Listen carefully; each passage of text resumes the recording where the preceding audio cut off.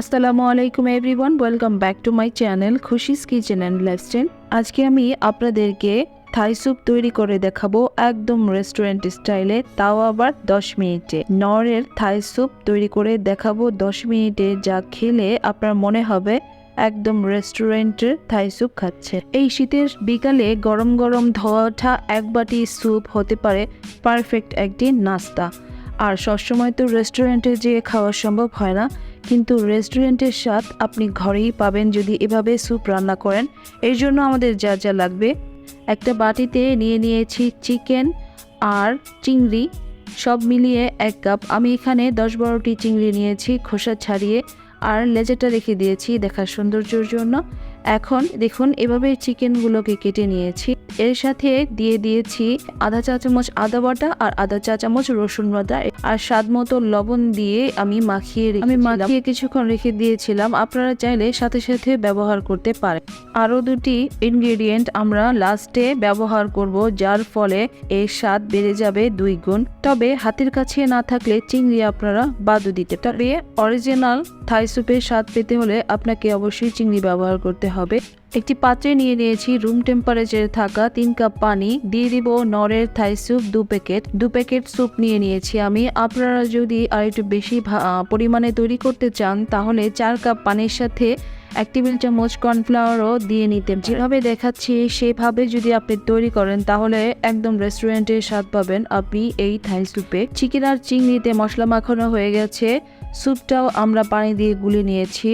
এখন স্যুপ তৈরি করে নিব, চলুন। এর জন্য একটি পাত্রে আমি দিয়ে দিব 1 চা চামচ বাটার।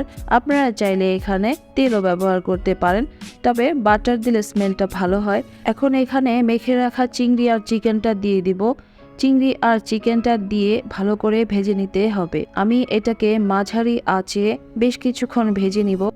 যখন চিংড়ি আর চিকেনের কাঁচা ভাব চলে যাবে এবং বেশ কিছুক্ষণ ভাজার পর একটা ভাজা ভাজা লুক আসবে, তখন বুঝতে হবে যে চিংড়ি আর চিকেনটা ভাজা ভাজা হয়ে গেছে। দেখুন আমার চিংড়ি আর চিকেনটা ভাজা ভাজা হয়ে গেছে, দেখেই বোঝা যাচ্ছে।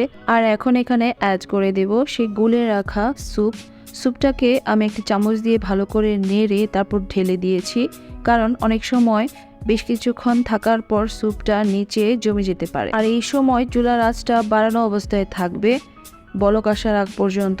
বলক চলে আসছে, এখন আমি চুলাটাকে মাঝারি আঁচ করে দিব। তারপর অপেক্ষা করব স্যুপটা ঘন হয়ে যাওয়ার আগ পর্যন্ত। মাঝে মাঝে এভাবে একটু নেড়ে চেড়ে দেব, তারপর অপেক্ষা করব স্যুপটা ঘন হয়ে যাওয়ার আগ পর্যন্ত। আপনারা যেরকম ঘন পছন্দ করেন ওরকম ঘন তৈরি করে নিতে পারেন। হাতের কাছে থাকলে আপনারা এখানে মাশরুম কুচি করে দিবেন, আর থাই পাতা থাকলে ওটাও দিতে পারেন, তাহলে আরও বেশি রেস্টুরেন্ট স্টাইলের লুক আসবে। তবে এই দুটা না দিলেও কিন্তু স্বাদের কোনো কমতি হবে না এই স্যুপে। আর একদম লাস্টে আমি 2টো উপকরণ ব্যবহার করব, যার জন্য এই স্যুপটার স্বাদ আরও বেড়ে যাবে। স্যুপটা ঘন হয়ে গেছে, এখন আমি চুলাটাকে বন্ধ করে দেব আর স্যুপটাকে একটি বাটিতে পরিবেশন করে নিব। 10 মিনিটেই তৈরি হয়ে গেল দারুণ মজাদার ধোয়া ওঠা থাই স্যুপ, তাও আবার রেস্টুরেন্ট স্টাইলে। এখন দেখুন কত সুন্দর পারফেক্টভাবে চিকেন আর চিংড়িগুলো কুক হয়ে গেছে। এখন আমি বাকি ইনগ্রেডিয়েন্টগুলো এখানে অ্যাড করে দেব।